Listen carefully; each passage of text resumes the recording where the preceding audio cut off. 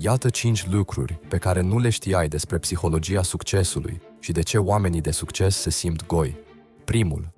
Oamenii de succes nu simt euforia pe care o imaginezi când câștigă. Cercetările arată că dopamina scade brusc după victorie, lăsându-i mai puțin fericiți decât înainte. Al doilea, treadmill-ul hedonic înseamnă că fiecare realizare devine noul normal. Milioanele de astăzi sunt salariul de mâine. Creierul se adaptează și cere mereu mai mult. Al treilea, prea multe opțiuni îi paralizează. Când poți face orice, nimic nu pare special. Paradoxul alegerii transformă libertatea în anxietate. Al patrulea, excelența izolează. Cu cât urci mai sus, cu atât mai puțini oameni te înțeleg. Succesul devine o celulă de aur. Al cincilea, căutarea oferă mai multă satisfacție decât realizarea. De aceea antreprenorii de succes încep proiecte noi imediat. Drumul este recompensa, nu destinația.